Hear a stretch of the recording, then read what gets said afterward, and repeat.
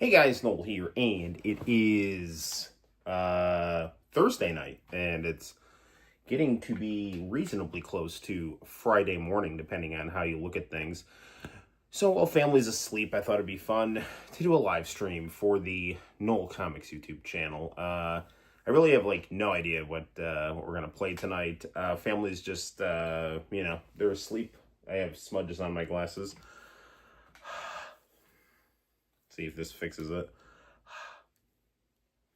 I'm gonna make sure, although I do love the 80s, I probably don't want my glasses to be like a smeared VCR screen. Diego, how the hell are you, my brother from another mother? Good to have you on the West Coast. Family's asleep. I was watching some episodes of One Life to Live from 1988. And it's actually really interesting. Like the episodes I'm on now, there's like a thinly veiled hey Arrow, how you doing, brother? It's been a while since I've streamed. I've been doing a lot of drawing. I just did that really long review of Batman. The Dark Knight Strikes Again. So I thought it'd be fun to start doing some like comic book reviews, kind of like read along critique type thing, since I like to draw comics. And I thought it'd be cool to kind of like add my own artwork with them and just do kind of like a little review show. So I started doing that. And I'm gonna do another one fairly soon, which is gonna be Batman, All-Star Batman and Robin, both by Frank Miller. But like The Dark Knight Strikes Again, I did not really like some of the creative choices. Yes, Diego actually gave me this shirt that I'm wearing right now. Yes, I am wearing Diego's one of his very generous gifts that he gave me and for you all to enjoy. I actually was wearing the Hulk Hogan shirt you gave me the other day, so and I wore the Bloodsport shorts to Planet Fitness today. So I have been making very, very good use of your very generous care packages. Diego, you are beyond generous and are a good friend and an awesome fan. So thank you for being a fellow traveler in the ways of the international channel, and just a generally cool supporter of the channel that has not only given me friendship, but needlessly, but very appreciative of you giving me such awesome stuff. So, Dark Knight Strikes Again, it's a very bold comic, which I like. I very much like Frank Miller's pulpy, kind of Tarantino-esque writing style. It's very much like stuff that I like.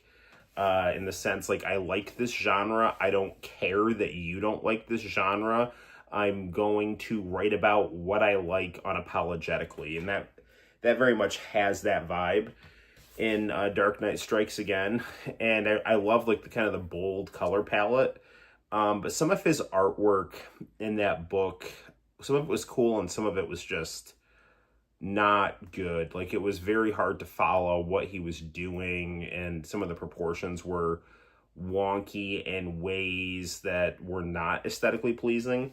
But not that many, but it was just like really weird design and aesthetic choices, and doing some things that didn't necessarily show a lot of respect for some of the characters. Like, he was really kind of just radically changing character designs, and he just clearly hates Dick Grayson. But I started reading All-Star Batman and Robin because I wanted to see what that was like. So that's another comic book that's very much derided by fans. And I actually like it. Like, I love Jim Lee's artwork, and he's writing Batman as kind of like a kind of unhinged, hard-boiled, Dirty Harry type character, which is kind of cool. But he is Frank Miller, I think, just does not like the Dick Grayson character. I think Frank Miller thinks Robin makes Batman kind of gay, and it's like Tim Burton was kind of the same way. So there's just a lot of like, well, why would a cool badass vigilante have some kid in green underwear running around after him. So it's like he has to have Batman be like I kind of get what they're going for in terms of like Batman wants Robin to be tough, so he's just because Batman was like brutalized, and so it is kind of like a hazing mentality or like a fighting gym mentality, like we have to be hard on you in order to make you strong kind of thing. So like there is I do kind of get it from that perspective, like Batman's kind of pseudo abuse of Robin is a way that he's trying to train him, but knowing where Frank Miller ends this story in The Dark Knight Strikes Again, it's where like Robin is just an evil weird freak, it just comes off as not like the Robin treatment is not good.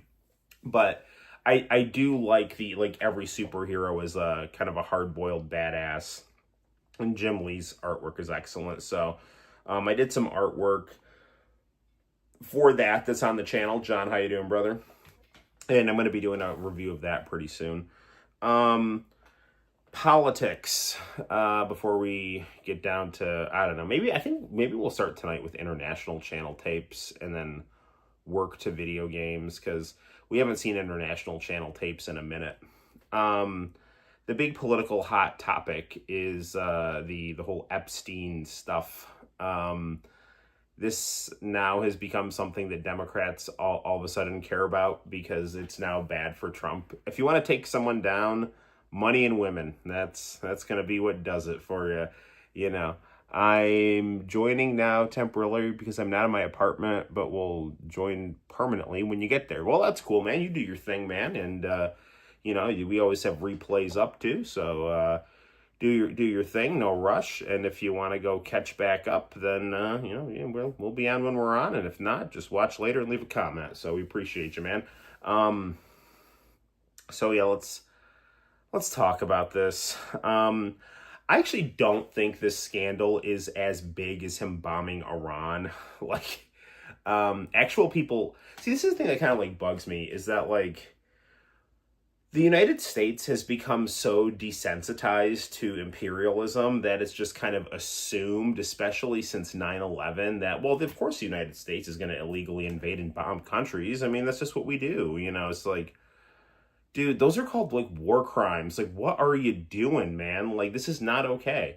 And Trump's, like, biggest feather in the cap of his first administration that really, I think, earned him the ire of really brutal, disgusting people is that he did not open a new theater of war in his first term. But he was either dragged or manipulated or just foolish in bombing Iran, which was stupid and pointless.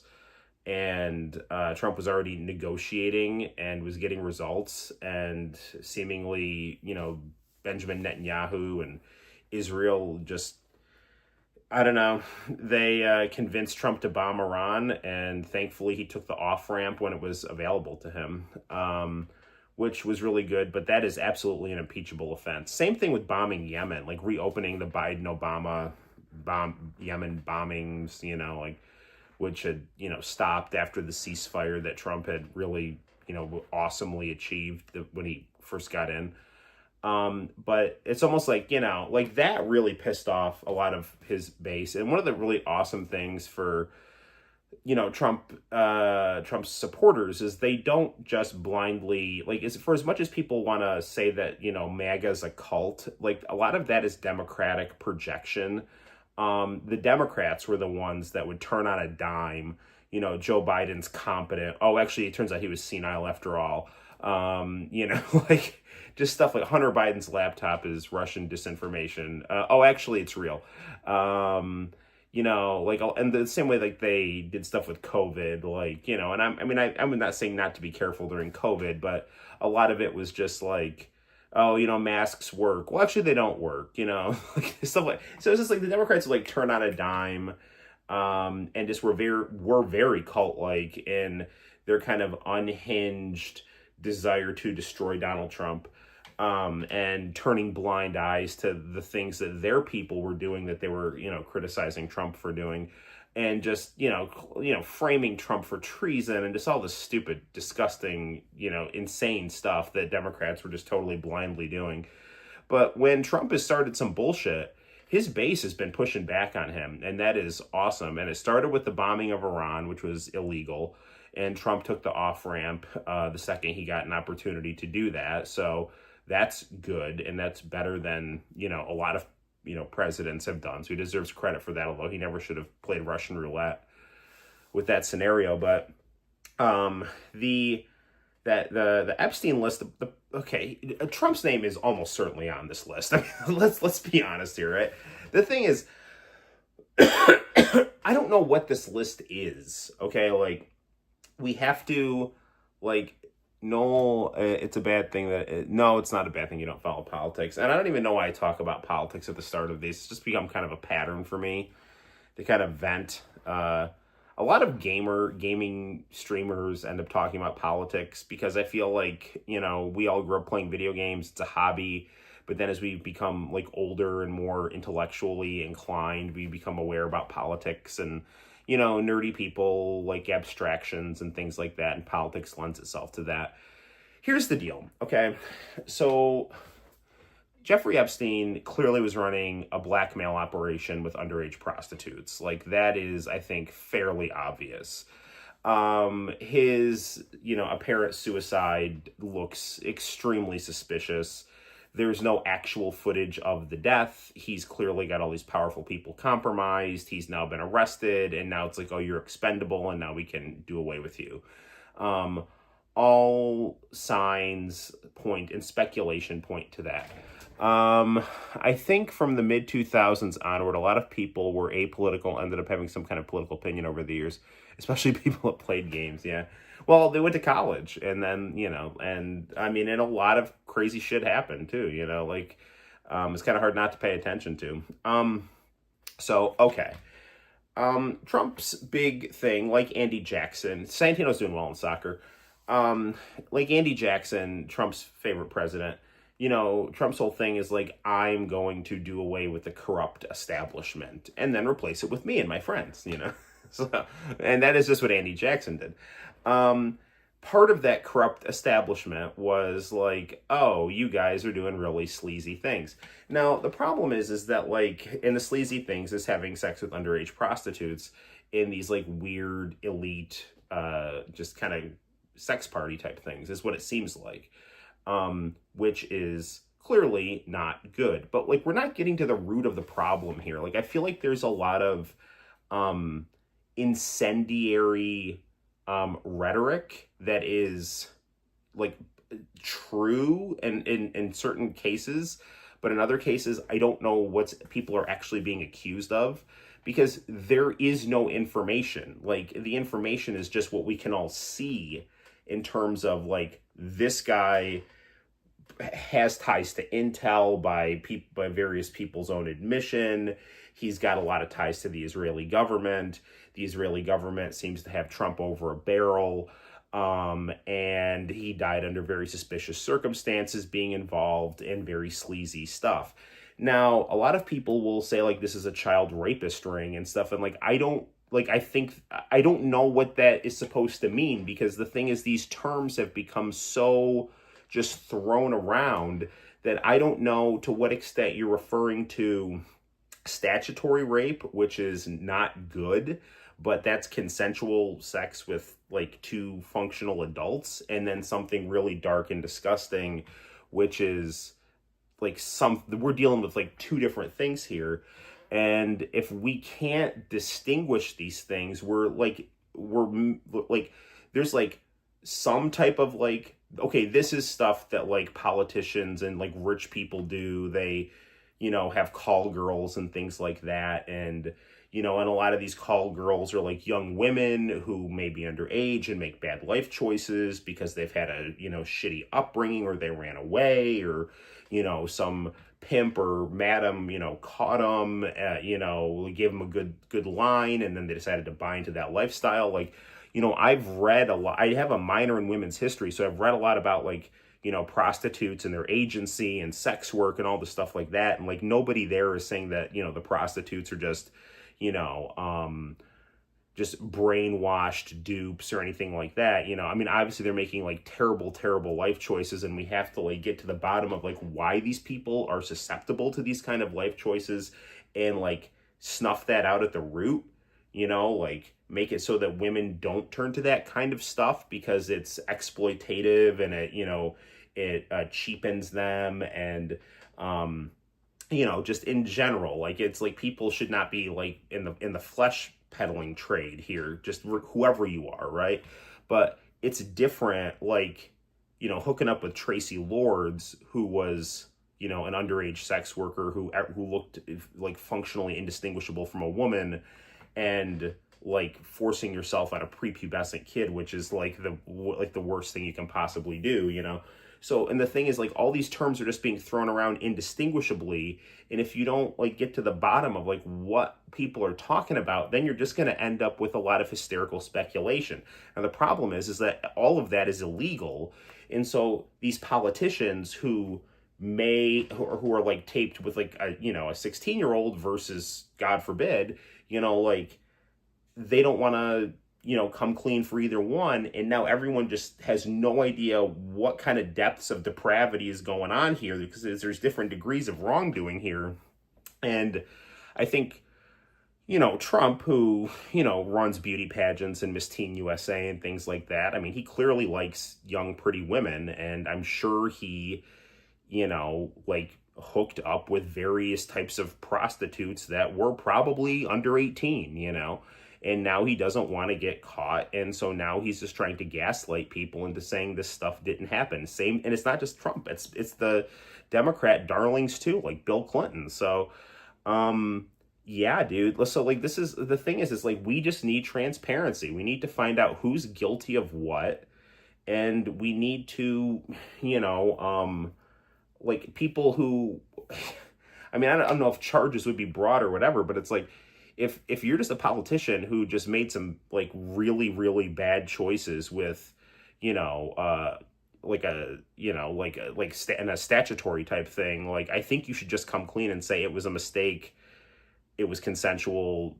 She was close to legal or something like that, as opposed to being like associated with something like just totally like nightmare material. So, but the thing is, nobody knows the difference. And I do think that in the debate of that, like, you know, Trump's saying he would date his own daughter. I wouldn't take that too seriously. I think that, like, a lot of parents, and not in a, I think a lot of parents see their children as beautiful. And I think he probably was saying like, well, if I wasn't her father, I mean, it's a dumb thing to say, but I do think that parents do see their children as like, wow, like you've really become like handsome or beautiful or something like that. And, you know, someone would be lucky to have you, which I think is where that statement is coming from. I don't think we're dealing with anything incestuous. But it's a weird thing to say for sure. But yeah, dude, I think this is really bad for Trump. Only to back down and keep their mouth shut. Right? Only for who to back down and keep their mouth shut. So the ridiculous thing now is Trump is just, listen, I mean, I am like 99% sure Trump probably hooked up with a 16-year-old prostitute. Like, I'm sure that's what happened. Like, and he's probably on tape, you know, like, or whatever. Like, I mean, I'm sure whatever weird shit was going on, like, he probably was, it wasn't good, but it probably wasn't as, like, what other, like, child rape or something like that people are just throwing that term around. Trump's comment on his own daughter, if she wasn't her daughter, was just so wrong, sick, and disgusting. Yeah, I mean, it's, last message didn't go through. I mean, I hear you. But they might want to check Trump Tower surveillance cameras. Yeah, you know, but so, I mean, I think this is what, you know, has ended up happening is that, like, Intel just gets these powerful people in compromising positions. They get evidence of it, and then they force them to. I was trying to say that it irks me when people say they'll do something. Oh yeah, for sure. Well, because like he, came in as like a drain the swamp guy, and said I'm gonna like release the JFK and stuff like that, and people were like, well, what about Epstein? And he's like, yeah, sure, I'll do that too. And then I think he probably figured that he might be able to like kick the can down the road or something like that. And I kind of wonder. I mean, how, like if because like Netanyahu came and then all of a sudden Trump just started saying nothing to see here. So it almost kind of seems possibly like Trump yelled at Israel to stop carpet bombing Iran. They did, and now this is going to be kind of their punishment. So Epps doesn't, yes, he does seem to absolutely have ties to Mossad. Absolutely. So what it looks like is that Epstein was intel tied to Israel, who was getting politicians. He, he got girls to be his prostitutes. Some of them were of age, some of them were underage, some of them were college girls who just wanted to network and hook up with powerful people. I'm sure that's what he told, teenage runaways too, and God knows what else. I mean, I don't know like how bad this actually goes because nobody is saying anything, it's all speculation, but it definitely feels and it definitely seems like there's 100% illegal stuff going on with varying shades of depravity, and nobody is actually clarifying anything. So this then lends itself to people assuming the worst. And people, I'm sorry, like there are differences in like levels of bad behavior when it comes to this, and nobody knows anything because nobody's clarifying anything. And the people who are guilty of things don't want any transparency because they know they're going to get in trouble for it. So it's just, I mean, this whole house of cards is, falling down. Sometimes it feels like Trump is Benji's left. He's 1,000%. I wouldn't be surprised if Mossad took the shot at Trump in Pennsylvania, like 1,000%. Like, I have never seen Trump, who is always the alpha, kowtow like he does to Netanyahu. Like, he'll call, I mean, he's like, I think he, sees Putin as like a fellow kind of giant on the world stage, but Trump will talk tough to Netanyahu. He'll put Zelensky in his place. He'll get into a pissing contest with North Korea. He always wants to be the top dog, But when it comes to Netanyahu, man, he backs down. He pulls his chair out. So that just tells me Trump's afraid of him. He is, I don't know. He's either bribed or scared or both. And, the funny thing is, with all this intel stuff, like the best lie is a half truth. So with all this Russiagate stuff, Trump was accused of being like blackmailed or manipulated by the Russian government for his behavior with prostitutes. I think probably what that was that Intel knew that, Trump and other politicians were in this situation, but not with Russian stuff, but with people tied to Israel or other, even like U.S. Intel. And they just used that half-truth, applied it to Russia to try to, force Trump not to have good diplomatic relations with Russia and explain away the 2016 presidential election loss. So I'll say one thing. Does anyone else realize the USA has gotten much worse since Trump took office? I don't actually know if it's gotten much worse since Trump took office. I think that the United States, there have been things that Trump has done that have, improved things, and then he'll like turn around and make things worse, and then they'll get better, and then they'll get worse. So I think it's been very unstable. I think his like border policy is very much a mixed bag. Um, I don't know if I'd say necessarily the country, but the culture. Um, I mean, like I mean, if you want to like go kind of by like evaluating Trump since he's taken office, just like let's like be fair. Um, I think he appointed some good people to cabinet positions. The fundamental systems present are still sufficient, at least to maintain the illusion of stability. Whether they succeed, I'm just a common person after all. But stores and restaurants were thriving before have filed Chapter 11 bankruptcy. I don't know. I don't know how much stores were thriving. The tariffs, I think, are a mixed bag too. I think that the goal of the tariffs is good. Um, the problem is the way that he's doing things is like the United States is so much like the United States is so much behind the eight ball when it comes to this because we have given away so much of our manufacturing. So like the idea of having tariffs in order to try to prevent outsourcing or encourage American manufacturing, like those things are good and pro worker. The problem is that we've shifted to a consumer economy that is reliant on other countries for stuff. So when you try to use tariffs as a negotiating tool rather than, let's say, war, you're in a bad position because you like the idea would be if you're going to tariff something, you would be able to make it at home. And now you're in a situation where you don't have the ability to make those things at home.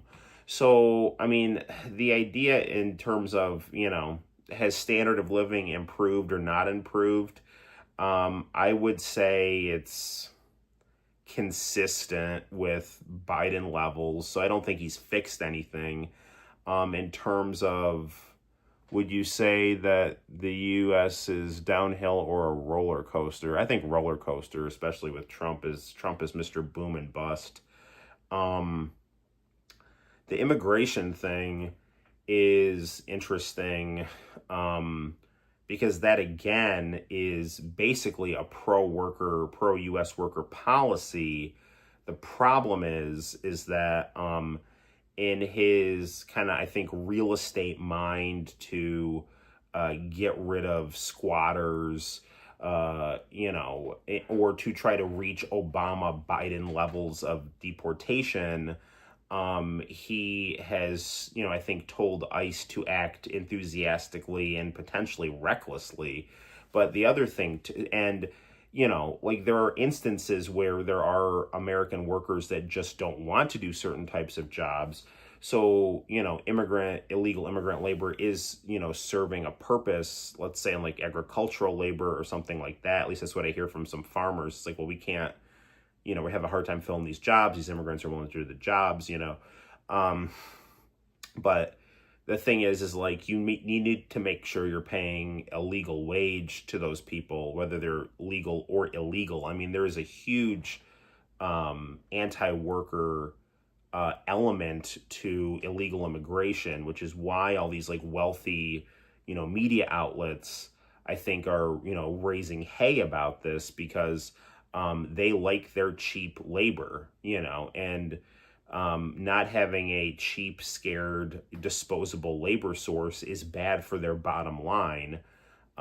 So that's not good. Now, however, if you do have illegal workers, in here and they're not breaking any crimes and they are being constructive members of society, I do think Trump is trying to back down on those things and trying to, like he's trying to thread that needle, but he's also done really stupid stuff, like to try to deter illegal immigration or to try to get into pissing contests with gangs, like do things like have Salvadoran like penal colonies or, things like that where you can deport people to places other than their home country. That's reckless and dumb and possibly illegal depending on how the Supreme Court decides to categorize things. He's using it as a deterrent, and that's not wise and it's not good.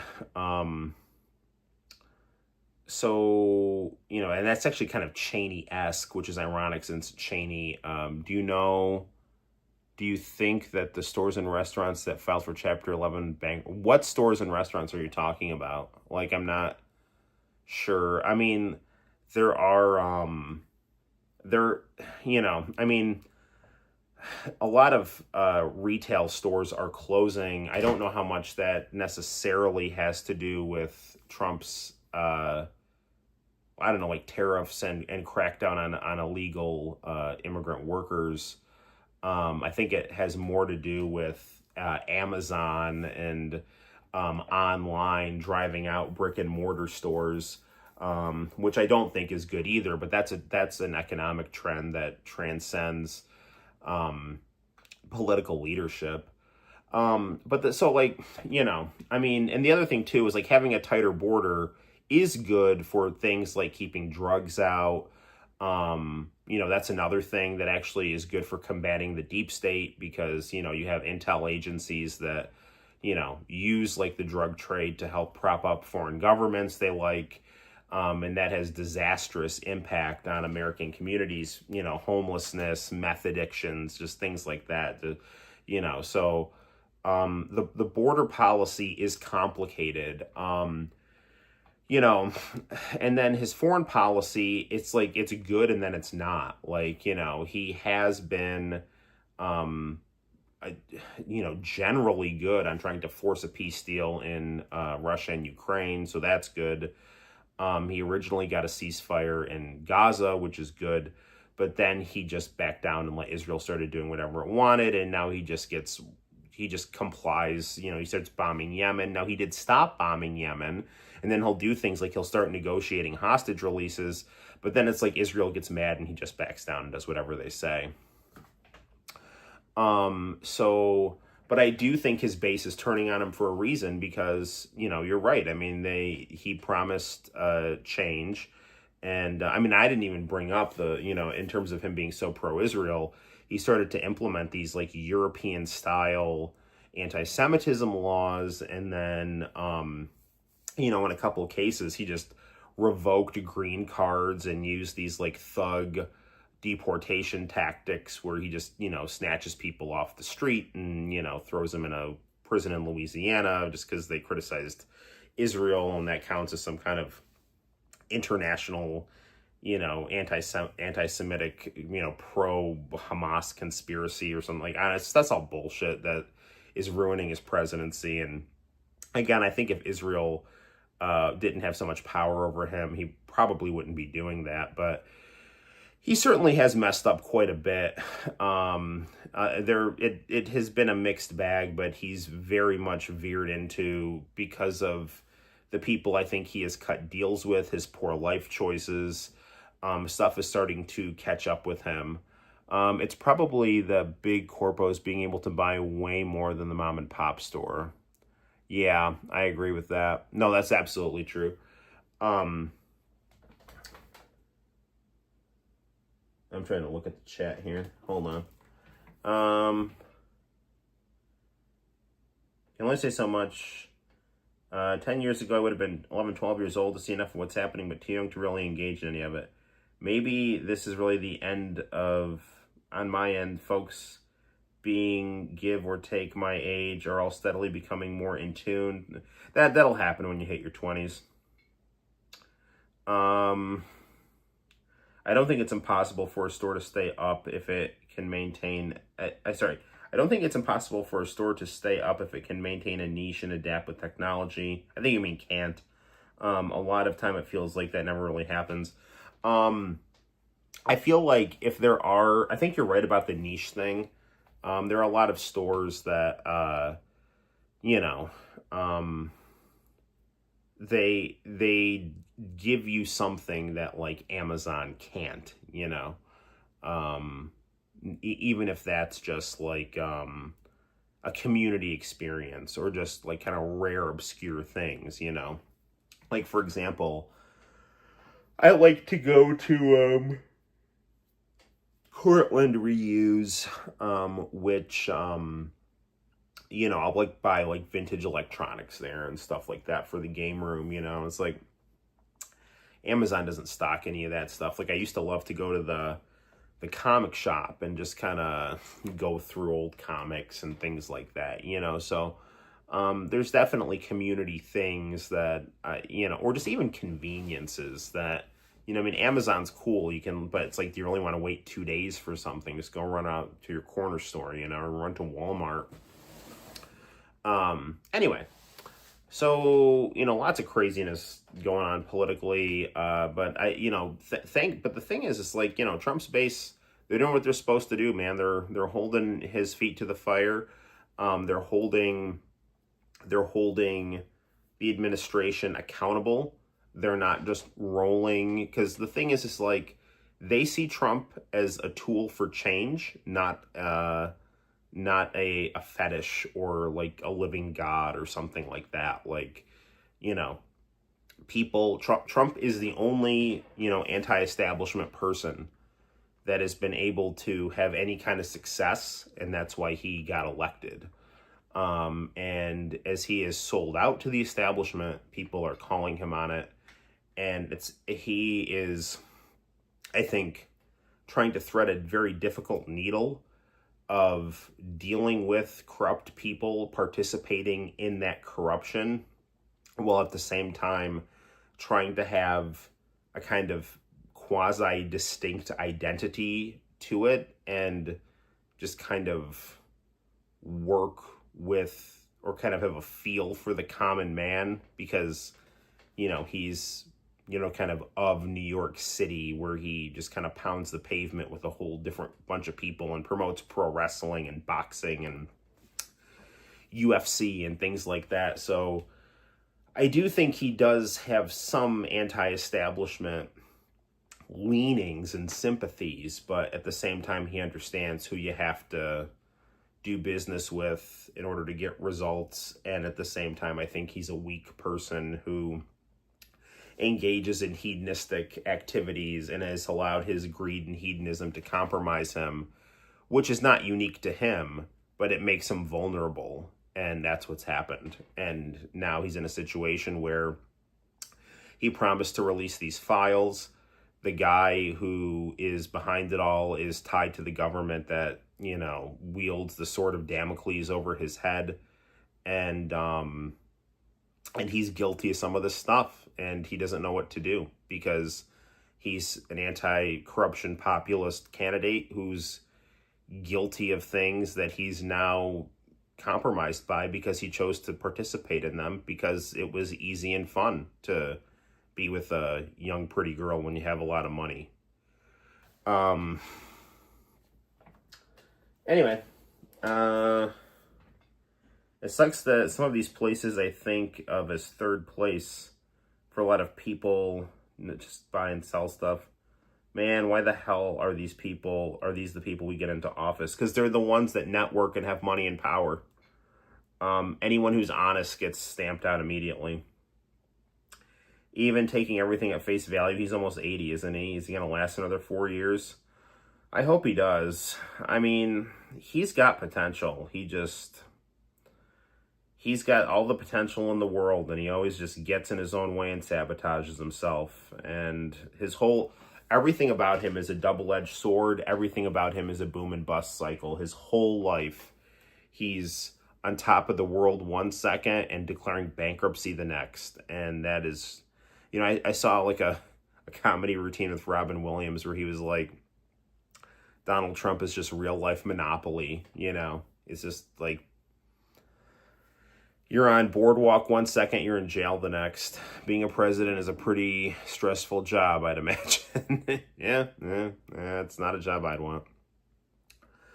And it sounds like if you try to change it, you get bullets coming your way. So, anyway, we've talked for 40 minutes, so hopefully that's not alienated too many people. I just wanted to get some stuff off my chest. Have political conversation with some people who are, you know, sympathetic ears and interesting minds. And we all have the First Amendment. If we don't use it, you know, we'll regret it. So we're constitutionally protected and are able to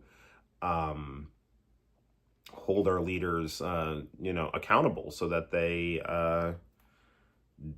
do their job, Anyway, why don't we'll start off with some international channel tapes, and I don't agree with everything you say, but I don't necessarily think that's a bad thing. We all have perspectives. At the end of the day, we're all just here because of games and anime. Well, that's good. Yeah, man, you don't have to agree with everything I say. I'm just trying to be honest, I really am just trying to give my honest opinion on things. I've I've found out that as I get older, you're really having kind of abstract meta philosophies is very important, but those things are just like frameworks. It's foolish to think that any person can have total understanding of something. So the best thing you can do is to, ideally have like a worldview and meta framework for analysis that, to your understanding, is as accurate as possible to the real world, and not try to force things to fit into the pegs, but to just realize that these are frameworks that can have variables, and it's like, oh, this is how this works, but in this instance, within that prediction, something logical but different happened, and just to try to be as honest as possible. It's a pain in the ass to feel like you're walking on eggshells and potentially tripping on landmines, to speak with honesty and with all you believe is alleviating. Yeah. I mean, I don't know.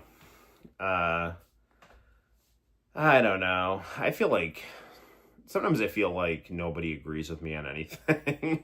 I don't know. I guess that's just life. The people who are, I don't know. I mean, I guess no one should agree with you on everything, but sometimes I feel like it's just like, I really do feel earnestly about some things, and people are just like, nah, whatever. They have their own ways of looking at things, and that's fine. Well, geez, I've talked for like 42 minutes, so let's play some games and watch some anime here, because I'm gonna have to go to bed. It's like midnight here. We agreed with you. You don't have to. All right, let's see. Let's go to what do we got here? Let's go to this TV here. We got a new I got a new stand here, so I'm gonna try to adjust it like so.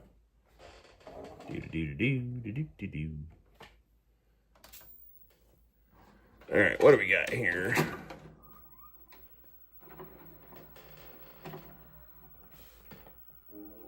Ooh, K-pop. Is this Noel?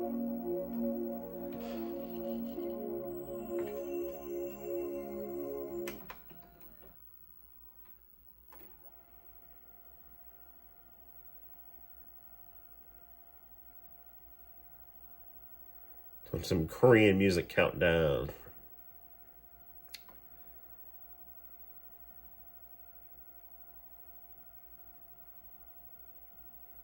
Okay.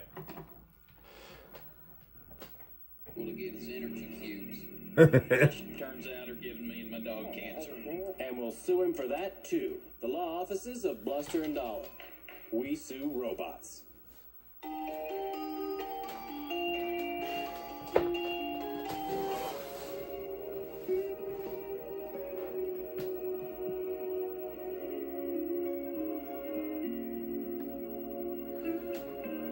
Alright, it's the music video by Noel, the K-pop group that tells stories about sad Korean mimes that haunt their girlfriends.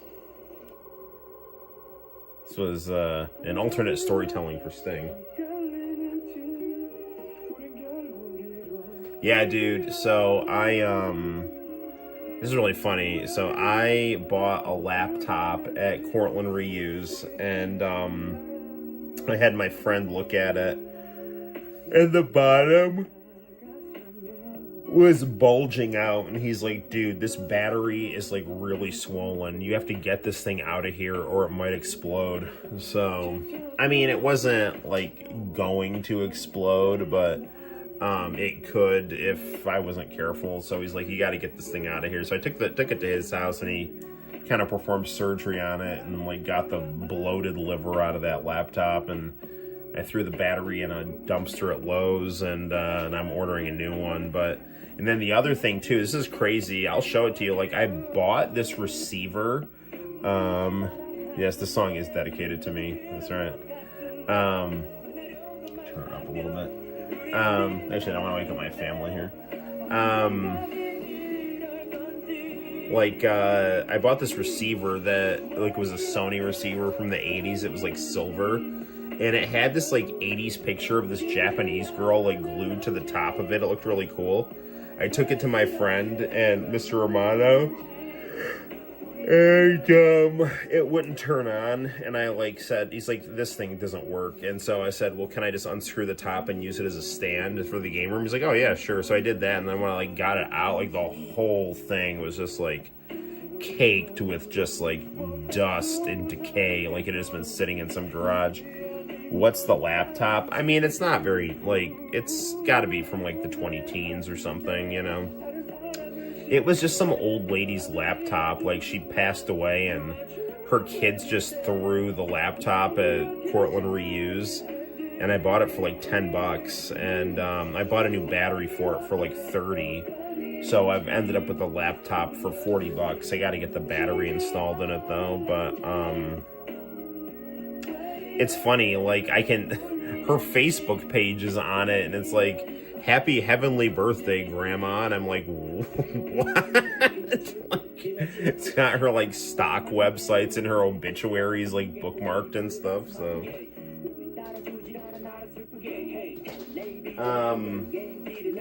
I always wonder and curious where the international headquarters was located. It was in California.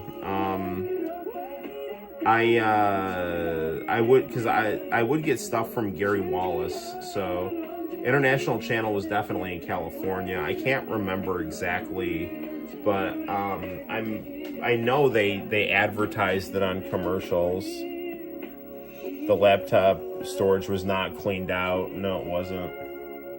The tower I got that I was playing Shut Up and Jam on was cleaned out. That was when I turned it on. That was like brand new, and the fan inside of it was very dusty, and that had to be totally, you know, refurbished and cleaned and stuff like that. And because the fan wasn't working at a certain point because there was so much gunk on it. But yeah, my friend, he cleaned it out, he spruced it up, and he got everything, you know, humming on it. So in California, your home state, yeah, there you go, buddy.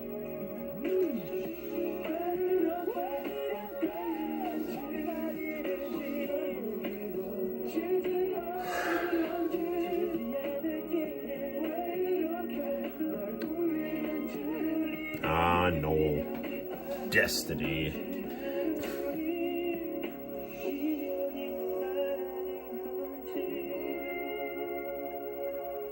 Nice. Selena, an extraordinary career.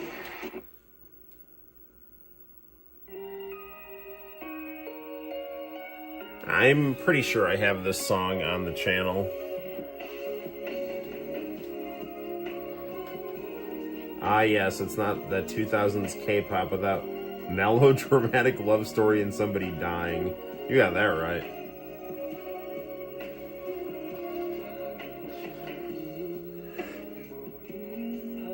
It's one of the reasons I liked HOT so much, because they were a little more poppy.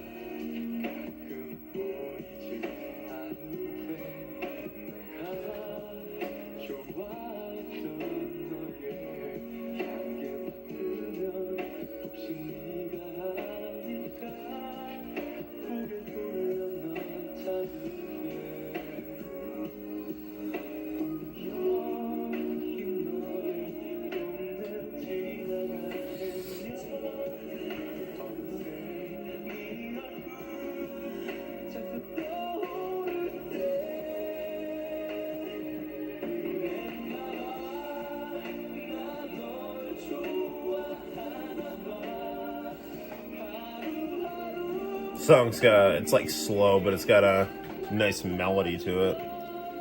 90s K-pop music were beautiful. It was kind of like a soap opera. Yeah, I agree.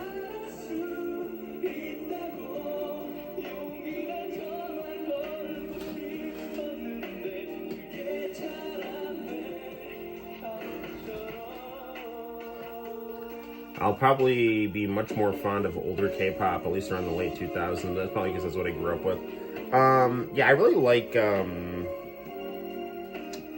you know, I definitely like, you know, Big Bang and Kara and 21. I took until Gangnam Style before it really started catching people's attention. Well, only the people that didn't have international channel Arrow, because us men of culture who had international channel, we all knew the wonders of K-pop, from Korean music countdown, revolution, and music video heaven. So, right on, brother. Yeah, dude, I used to like send fan art to Revolution. It wasn't very good, but, you know, I mean, they were very happy to get it, so.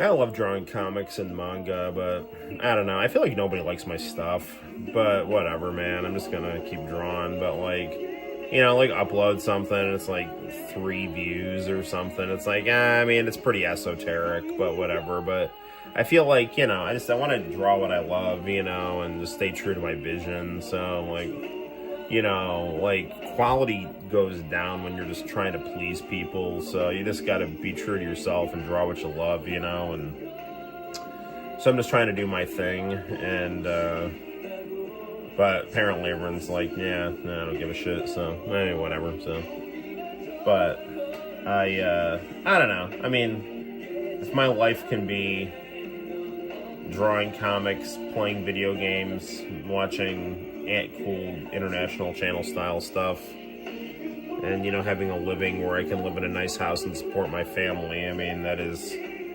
how to do it. So, but it would be nice to get some kind of traction and recognition on my artwork, you know. I like to draw caricatures and cartoons of people and stuff. I'll be doing that actually in a few weeks.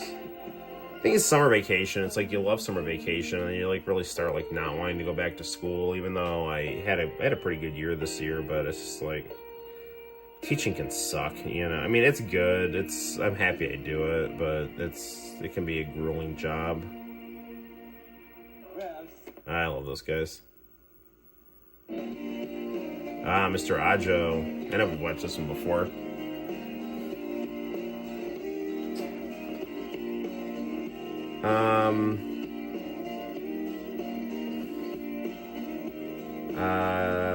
This is the K-pop we grew up watching. For me, it was stuff like Wonder Girls, Kara, Ringworms, in Your Head. Kara, I love Kara. They were beautiful.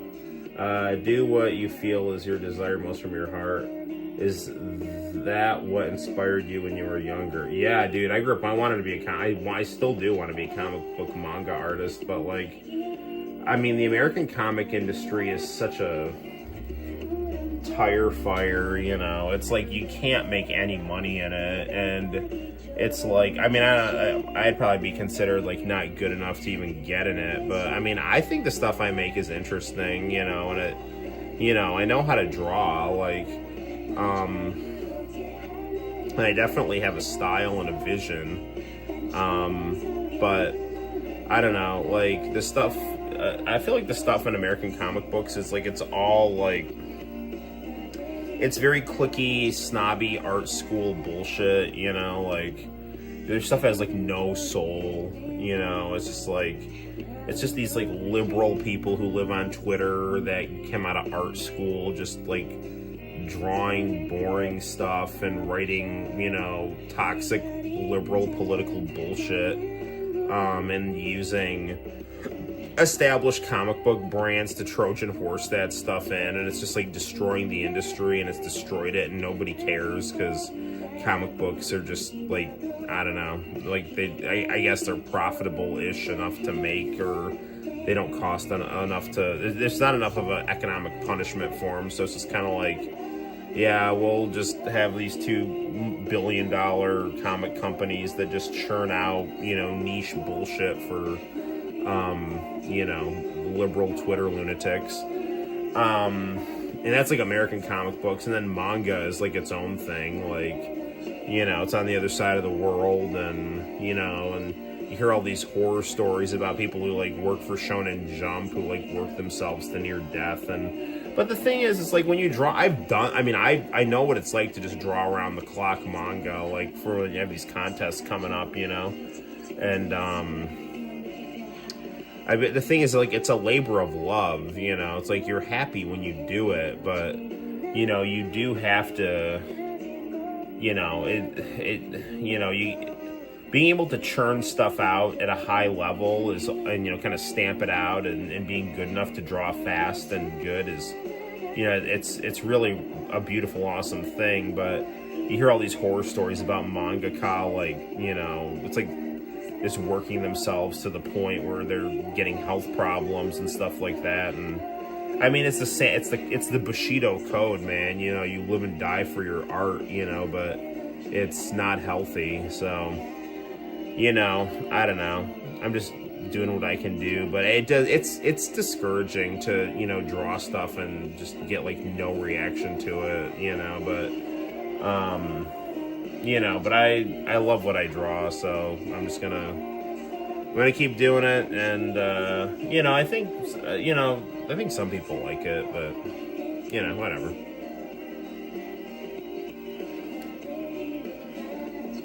I try to draw with the spirit of As One and Mr. Ajo.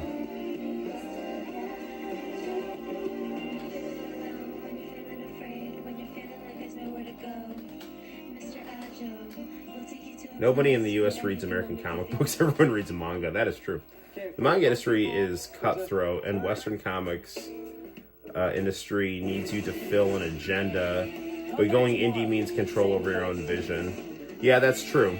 Same time. Anime is next. Ah, Soul Hunter. I don't even know if they'll let me show this here. I always have to cut out this opening. It's such bullshit. This is such an awesome song, too.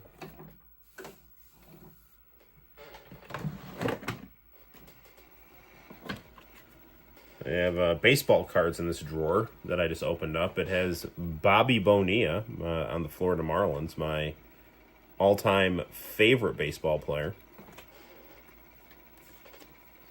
Yeah, indie comics really does seem to be the way to go, but, I don't know. I mean, I upload my stuff on, like, Pivx or whatever that is, and DeviantArt and, like, whatever. Like, nobody cares. I like the YouTube stuff. I like uploading stuff to YouTube and putting music with it. At the end, I think I went to the end of the tape. Alright. Let's see what other tapes we got here.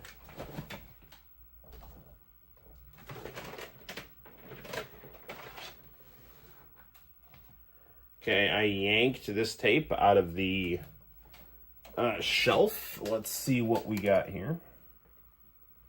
Is there a tape on there? Yeah, it's still in there. Get out. Who the hell needs to read old comic books? We can read Noel's comic book. Yeah, that's the spirit. You can read my comic books. All of my stuff is uploaded on that Pivx app. There's a link to it in the YouTube channel. And then I have my stuff set to music, although, hopefully you can read it through the, sometimes the text doesn't always show up on YouTube, or it does, but it's a little fuzzy. Let's rewind this here. How big is the Toshiba? The Toshiba is not that big. The Toshiba is only about, 15 inches, but then there's a Sony that's about, at least 27 inches right next to it. The Toshiba has a DVD player in it.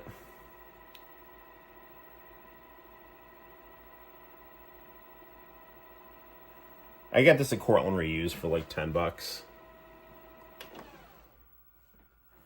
Cleaned it up. It's nice. Ooh, the real folk blues.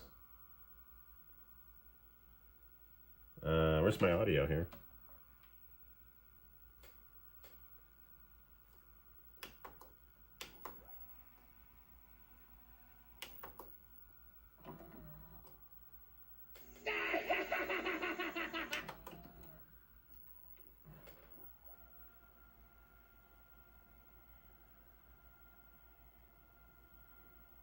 Some Cowboy Bebop here.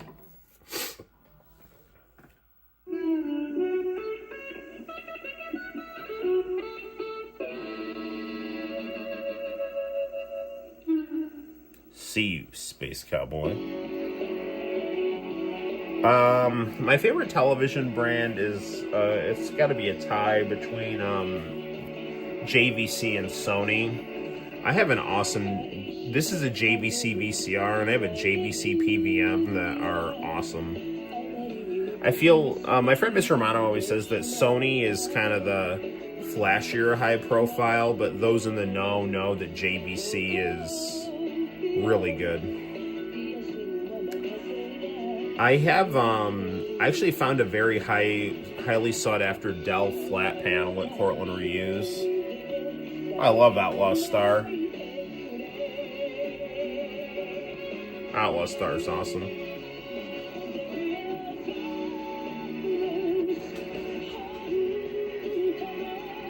Japanese 80s and 90s are really cranking out quality electronics. Toshiba, JVC, Hitachi Pan. I have so I don't know if you guys saw my Blade of Kamui review, but that was my Panasonic TV that I played that on. I had to keep re-uploading that, like cutting out, because I had it playing in the background, because I like to do that. Like, when I'm reviewing the anime, I like to have it just kind of playing in the background on a TV.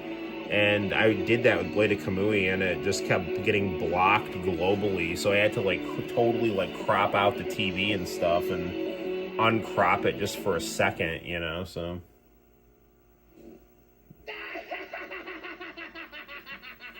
it's the one where Spike fights the penguin.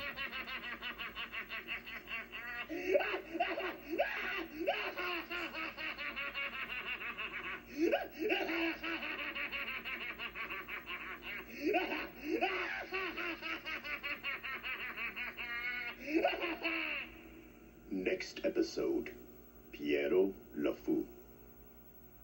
5-6, this way, turn. Alright, what do we got next here?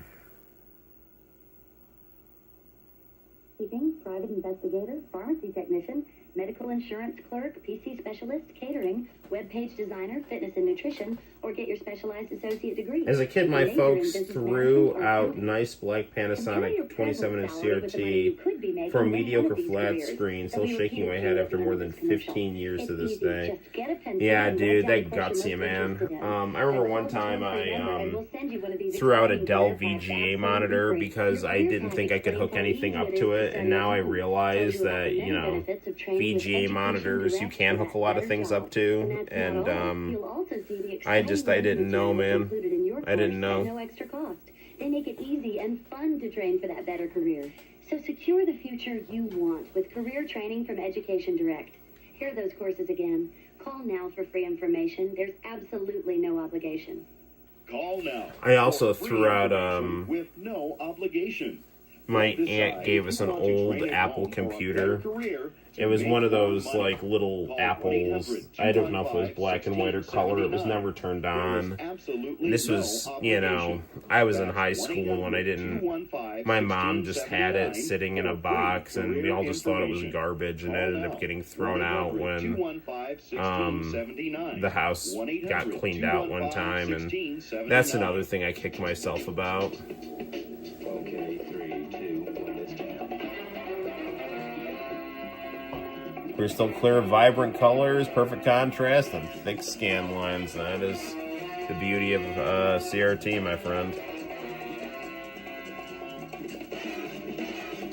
Now, I mean, some of the newer stuff that they show, like the text is not always large enough, but I mean, in general, I think CRTs were of a higher quality, and it's just beautiful technology, that, I don't know, man. I'm afraid of people not making new CRTs and stuff getting lost to time.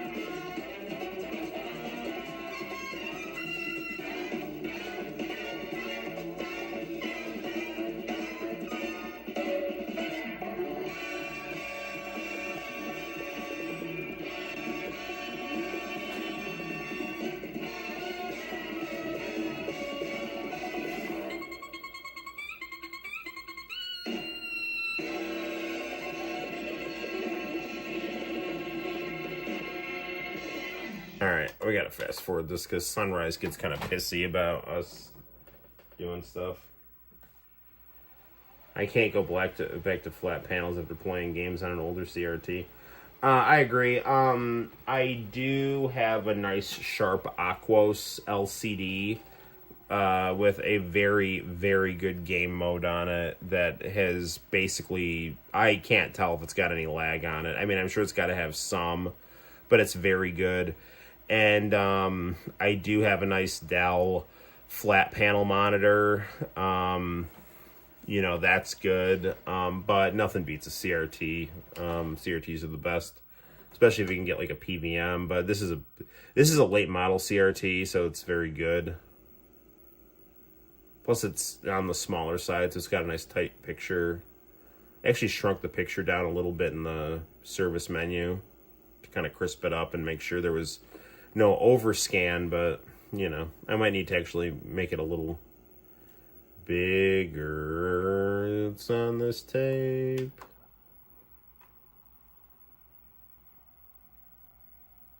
At the end of the tape here.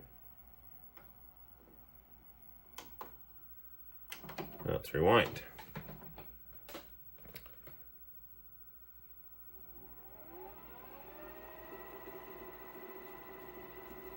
Yeah, it is. It's scan line shaders and stuff. Yeah, I mean, you can. I mean, it's definitely gotten better, but yeah, man. I mean the I don't know, man. It's such a, like, the inside of a CRT, the way it works, it's like it's a work of art, and sadly, there's just not a lot of that, so. Not anymore. Because, I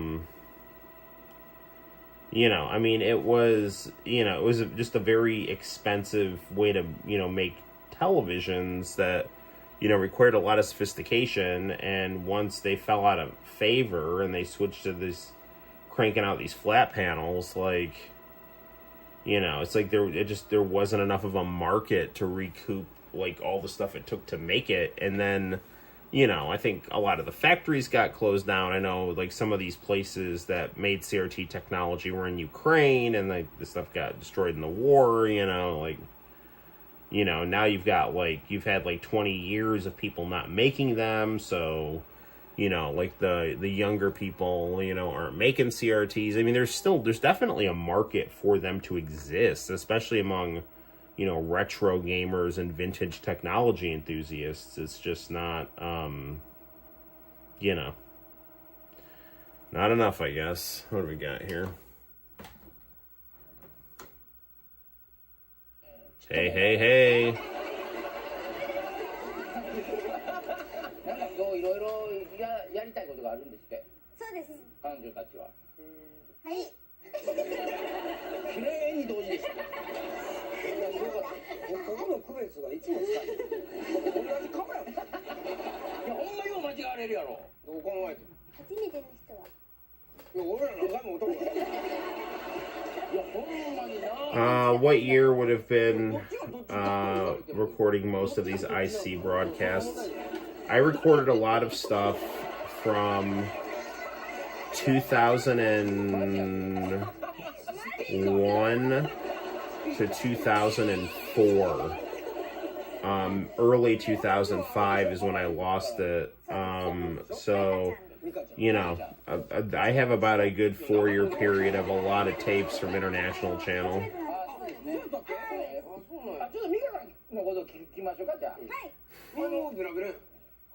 ハーフですか？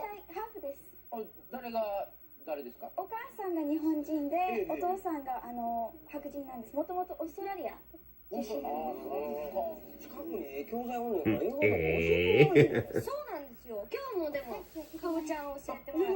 You know, it's funny, now that I'm bald, like, Machan, I see Machan as having a lot of hair. But when I had a lot of hair, I thought of Machan as not having a lot of hair, because he just buzzed it down, you know? This is何だっけ？なんだっけ？ This is a なんだっけ？ This is a book? 宿題やってきたって。そうなんや。君教えてもらえる。うちの家族遺伝で英語がうちの家族は。すごい鼻詰まってる。鼻が詰まってるでしょ、あなた。通ってます。絶対通ってないもん。通ってるやつはだってなって言えへん。絶対通ってるもん。通ってないもん。普段でも口で息してるでしょ、基本的に。あ、でも口開いてるかもしれない。口開いてるでしょ。あ、こいつもそうやけどな。いや、俺もそう。そしてこいつ家族も全員口開いてる。開いてない。開いてない。マジマジ。自分窓から見たらこいつらの家族全部こんなんや。窓から見られてた。はいはい。やりたいことがありまして。ごめんなさい。どうぞお立ちになってください。お願いします。立ってもらってもってこんな声。全員立って。全員じゃないです。I like Hamachan's bicycle sweater. それでですね。I am enjoying this interview, but let's see if how long it takes for them to start performing here.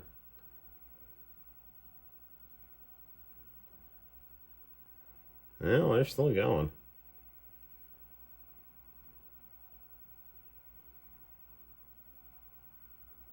It's the morning Masume special here.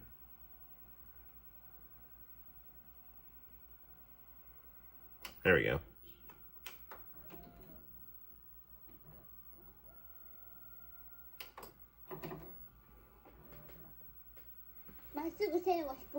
Jogi.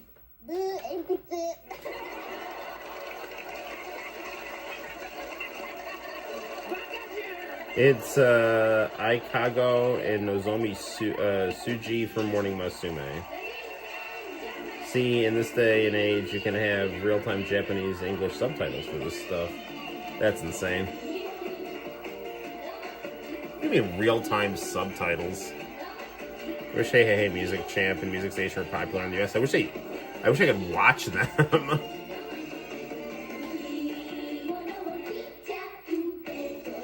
I miss Japanese television, man. You know,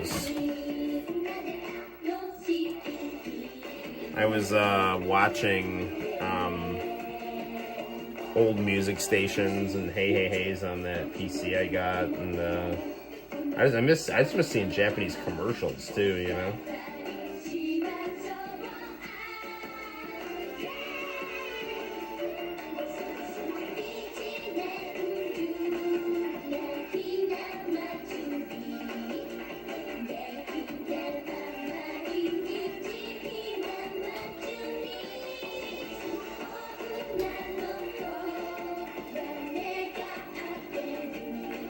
Since you have the PC now, you can hook up VGA. Yes, I can. I gotta make sure I've got the ripping program on it, but I can. Actually, I did get some long wires, so I can get a VCR to reach it.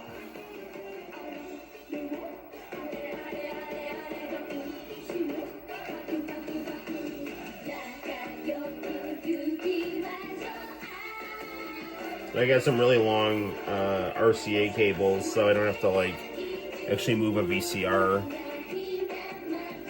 wonder if I can. This group was called Mini Moni. Yep. Edo was a fan of these guys.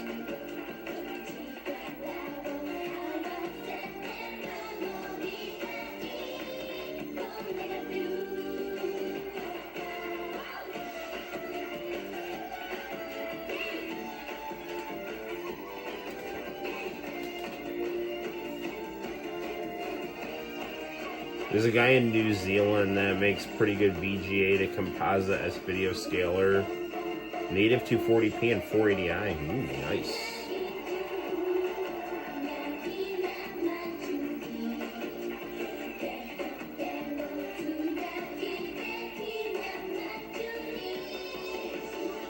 It's a good song.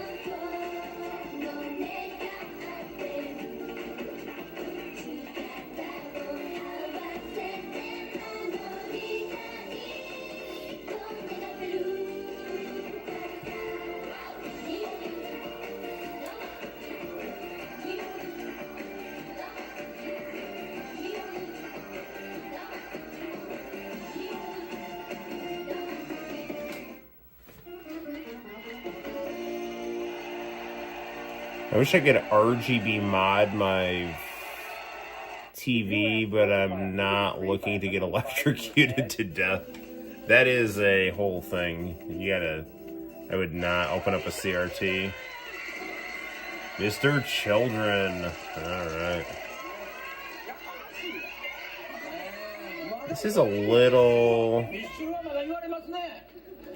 I want to make sure I can...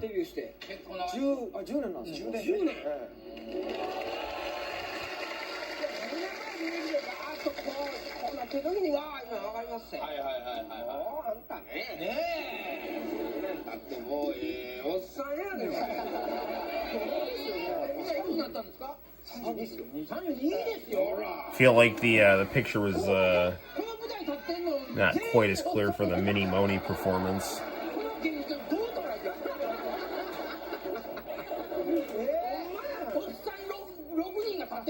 Not sure what the process is either. Dude, okay, so I've like seen Mr. Romano work on CRTs. Like, it's a whole thing. You gotta know how to like decharge them, and you know, you gotta know what you're doing, or else, yeah, CRTs are they can kill you if you don't know what you're doing and you're poking around there. In fact, Mr. Romano got electrocuted and died for a little bit and then came back. So yeah, just don't. I'm not sure what the process is either. I have soldering equipment, don't mind sourcing parts, but I have to study the PCB, CRT, that's one. No, it's true, yeah. Alright, Mr. Children, what do we got here?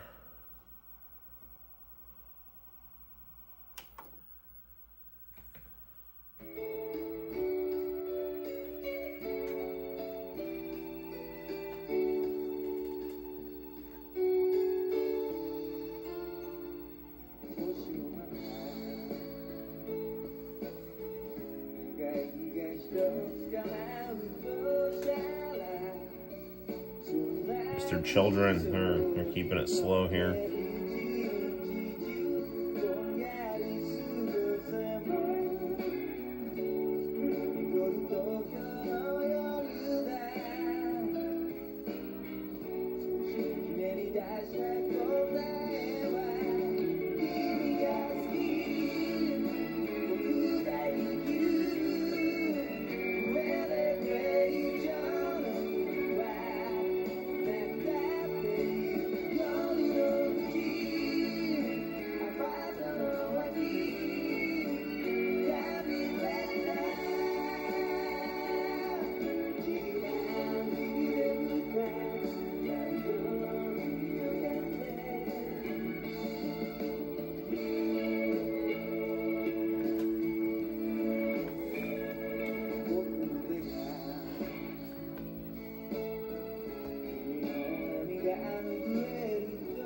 Yeah, Mr. Children, they're vibing right here.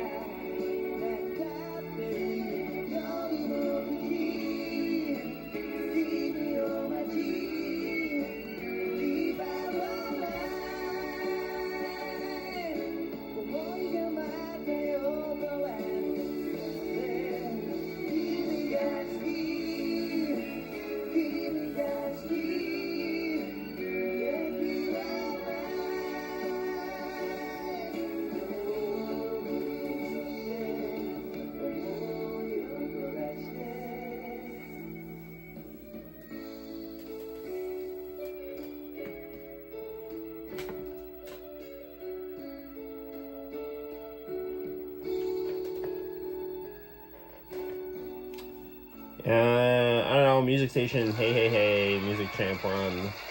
Music Station actually was not on IC. Did Inky Gale and any Korean music shows there too? No. The Korean shows were Korean Music Countdown was like, they came a little later, but the first one was Music Video Heaven, and then they had Revolution. And Revolution started, it was like a 2-hour show that only played K-pop, and then around 2004, maybe 2003, they started doing both J-pop and K-pop. I am Matsuda, hell yeah. もう15この間1回目出た時はまだ14だったんですよ。15歳の15歳。15です。そんなにオーラとは変われへんね。歴史的には。ああ、言うといたらええねん。松尾さんあや。喋られへんねん。帰れ。あやさんからプレゼントがあります。あります。マジで？これです。何それ？何ですかそれは？最近ですね、はい、ちょっとお休みができた時に、はい、ちょっと行ってきたんですけど、どっかへちょっといいですか？ああ、どうぞ。なんで？なんで？ちょっといいですか？ OK です。そう、プリクラを撮りに渋谷に行ってきたんですよ。あ、なるほど。もうね、半年ぶりぐらいですごく楽しかったんです。あ、そう。なんでデコに貼られたのかな。いや、なんとなく。なんとなく。はい。はい。でも。来いって。違います。あれにも一応帰る。じゃあもう一個あるんで。いや、もうそんなもうそれはもういやもうほんまにそれはやっぱり絶対そこなんだよ。はい。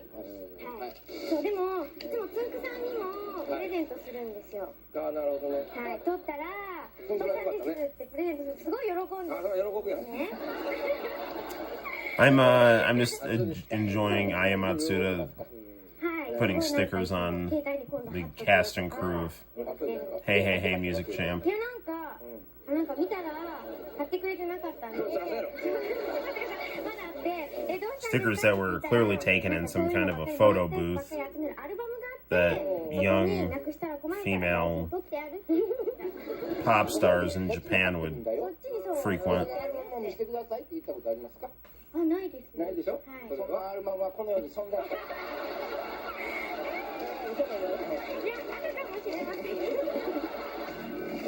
Here we go.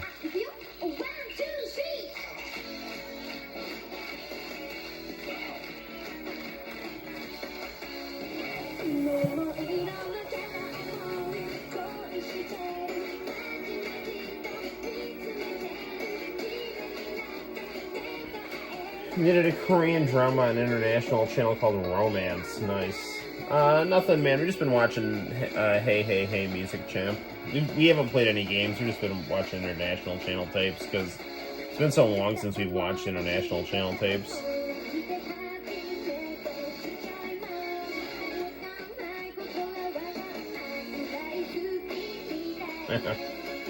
I got a phone charger that actually works now, eh, John?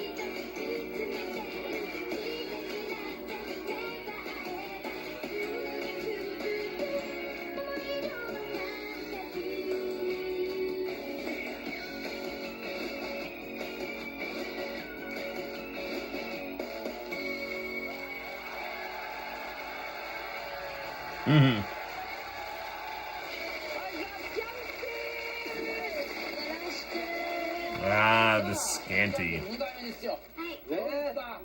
今日2回目なんで、プレゼントを持ってきました。マジですか？ This is quite the motley crew here. Let's see what they're all about here.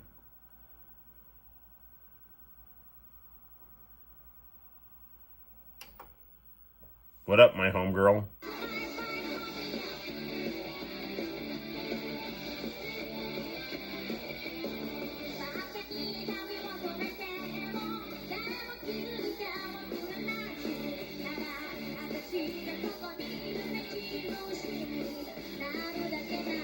She is the homegirl.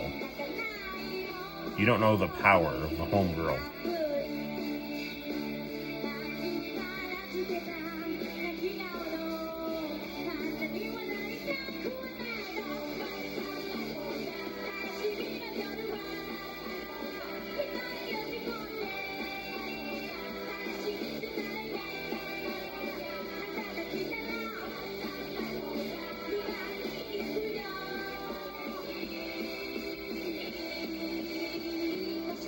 You are my first aid kit.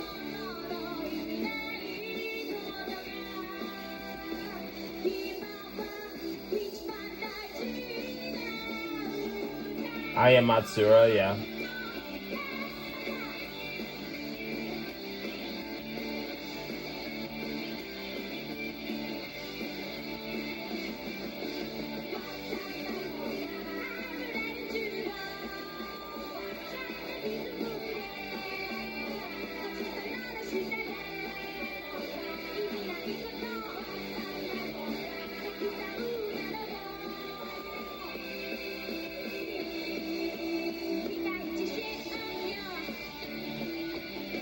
Sadly, on one of our more recent streams, we had to cut out Avril Lavigne on the music station.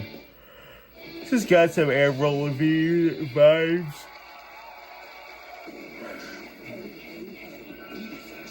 When you have money problems, just going to the mailbox can be frightening. The bills and balance. In China, it is customary for couples to be married on the half hour of their wedding day. In this way, they begin their new lives together on an upswing, while the hands are moving up rather than down. Go on. My hero. My anime avatar. My aspiration.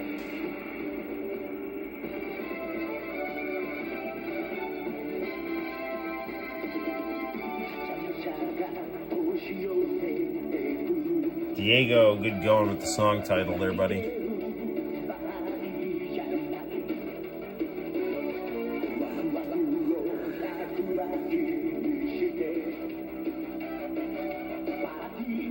I love this opening.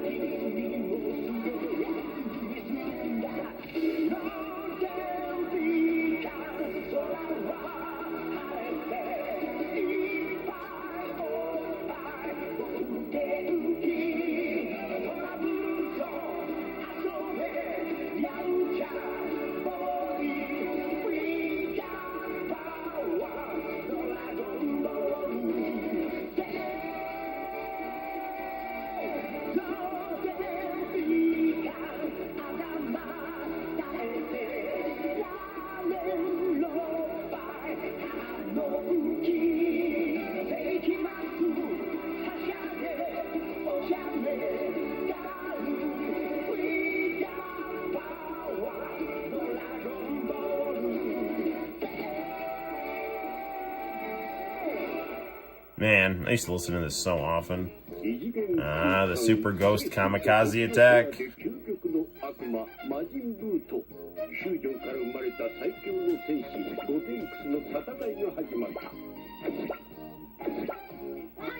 Oh, dude, yeah, I love Gohan in high school.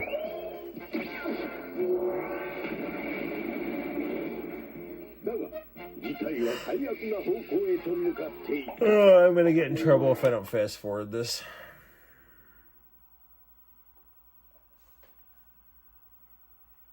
This is Super Saiyan 3 Gotenks.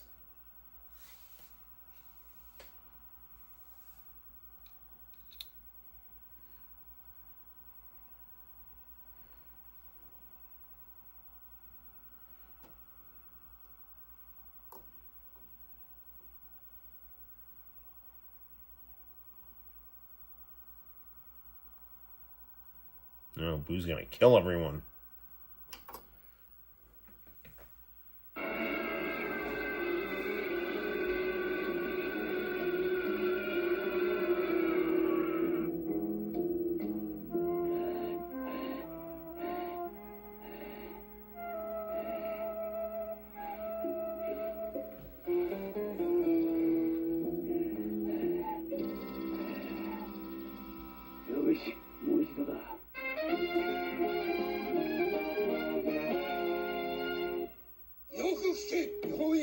Ah, 10, 10, 3, 4, 5. You'll help our long distance needs.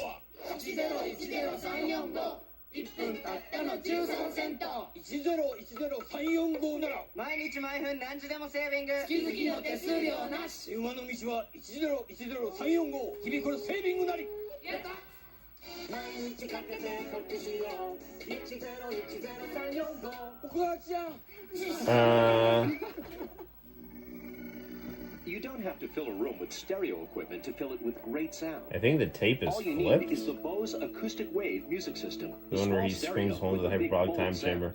The Acoustic Hey, Arrow, did Wave you tell music system Noel uses to have a powerful live stream of speaker play that technology to song? deliver rich, I don't think clear I sound from a small, simple first system. heard that song on his channel. I looked up the song.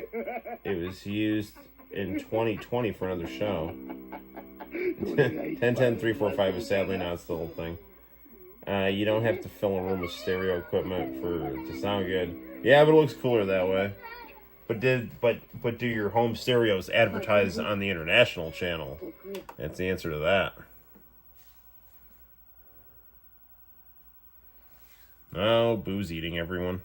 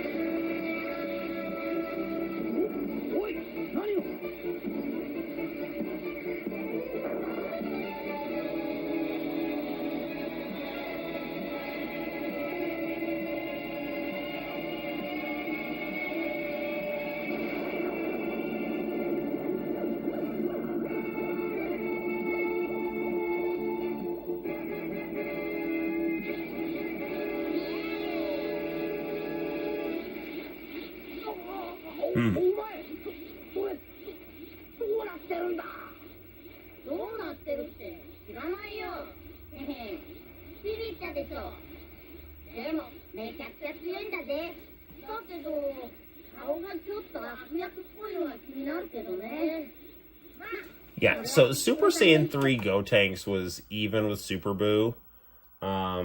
Mystic Gohan was much tougher.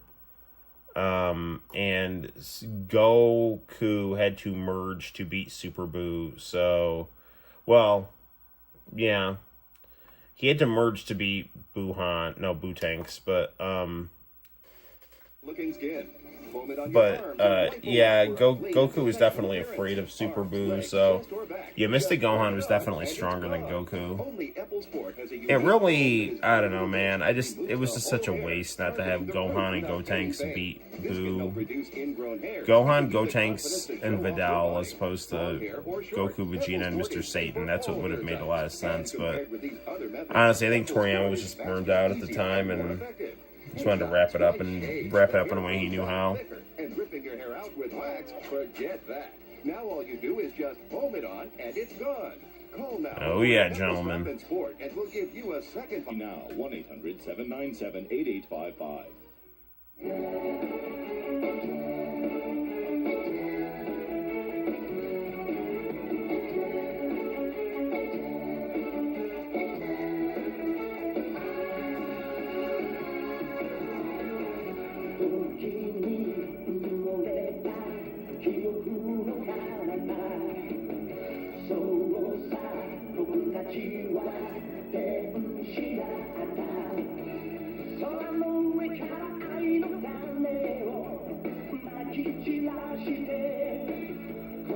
Yeah, man, I love these credits so much.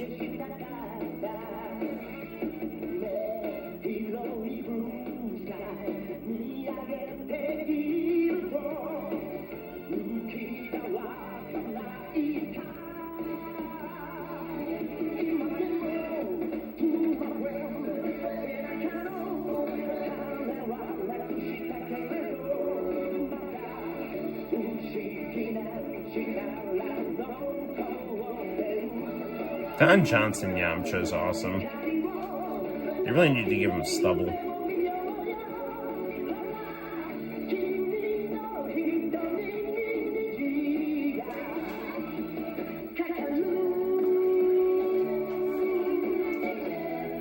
The way I saw Mystic Ultimate Gohan was that it was just an outright unlock of his full power without any Super Saiyan, yes. But the way Super and everything I would handle seemed to prove otherwise. Well, it was unlocking his full potential at that point. But Piccolo had figured that there was more in the tank, so that's how he got Beast.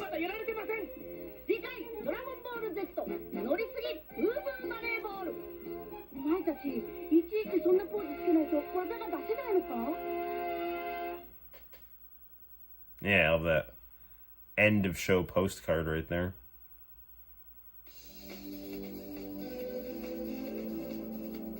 We have not played any games on this stream, and I think we're gonna have to wrap it up pretty early because it's almost 1 o'clock.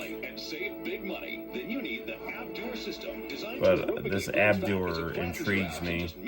And it's yours for a fraction of the cost. Look, ab machines strengthen muscles but won't reduce your waist, and some exercise.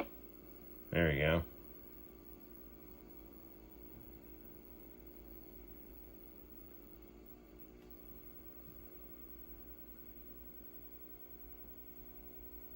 Ric Flair and Vince McMahon? What? This is what I'm talking about with you. Every time we step over the line, we talk about the reality of life. We talk about what makes us different. You especially, because this is yours. You were right. On SmackDown, I don't know who you were talking to, but you're right. Lose inches and save baby. money. You built it. Inches There's and what? 10,000 people here that want to love you for that. If I don't fast forward, this WWE will get mad at me, so.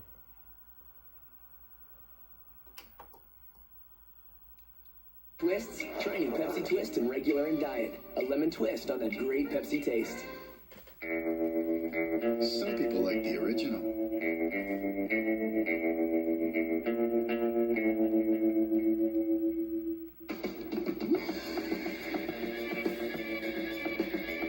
Some people like it extra spicy.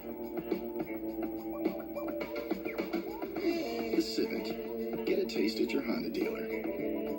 For a limited time, get special APR financing. Are you kidding me? And with APR like that, I could just die. Ooh, Seinfeld. George, why couldn't I use the bathroom in that store? Emma, trust me, this is the best bathroom in Midtown.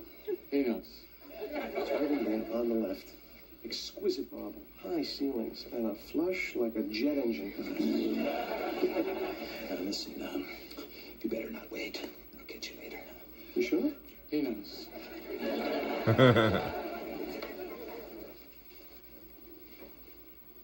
Wow. Nice. Why don't you try your engagement store?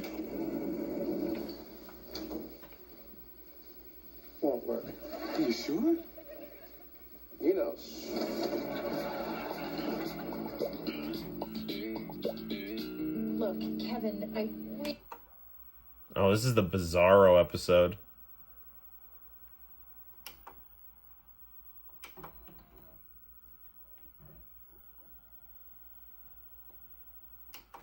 All right, let's see what commercials we got here.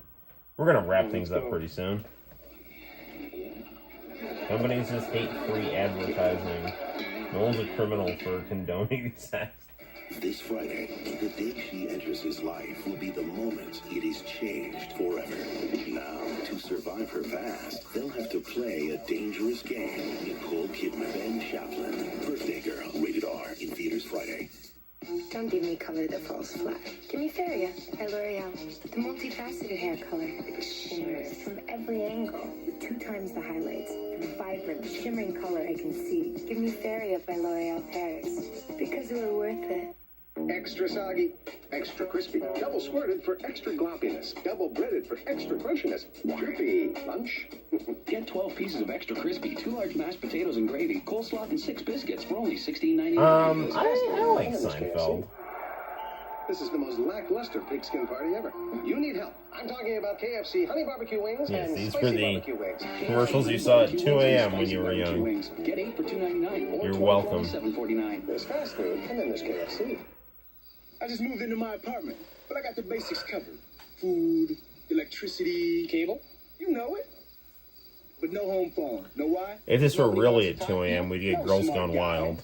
Because Cricket's the only phone I need. It's just one low monthly Pop price those for all tops, my ladies. local calls. So with Cricket, I don't need anything else. Except furniture. Now, new customers get a Motorola phone for just $49.99 with mail-in savings and a free month of I don't know what service. that game timer thing is. Excuse me. I know, just back straight up. Thomas's Bagels? Fresh bagels from Thomas's. Golden outside, perfect. Well, you texture killed your inside. friend for a bagel. Thomas's makes great Oh no, bagels. he's alive. That's good. Thomas's. I've had it with frozen. Breakfast should be warm, tasty. Thomas's waffles. Thomas's fresh waffles. Crispy, soft, with a taste that beats frozen waffles 4-1. Great breakfast. Hey, don't talk bad about frozen waffles. It's a new year, and not just any old truck. So this tape is from 2002 or 2001, because that might be the next year's car. 2002 pickup truck. Use the cash to lease a Chevy Silverado WT for as low as $249 a month for 36 months. Residency and other restrictions apply. See dealer for details. So visit the Chevy display at the Syracuse Auto Show, or see your local Chevy dealer today. Remember I was talking All right, I want to get the part where Kramer like has crackers in his briefcase, and then we're gonna wrap up the live stream.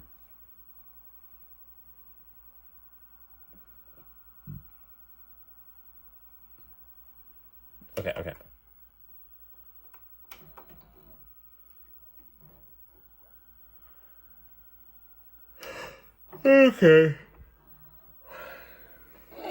Listen, you're picking me up in White Plains Snow. Yeah.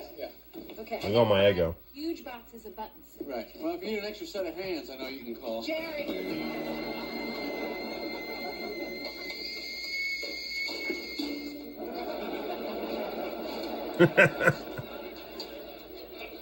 Kramer?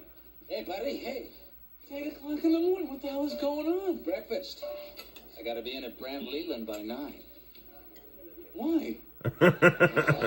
Because I'm working there, that's why. How long have I been asleep? What year is it?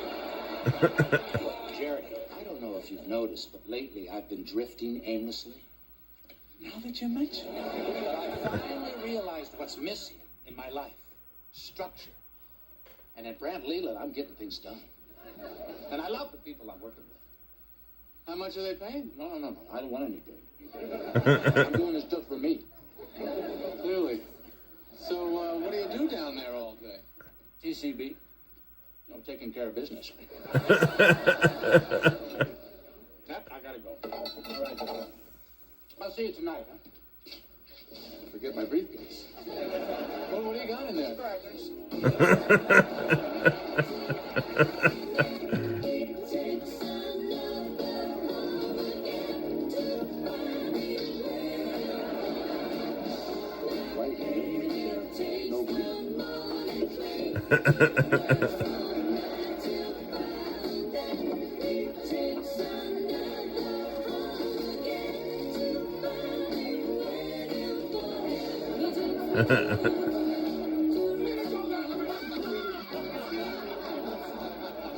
Oh, all right.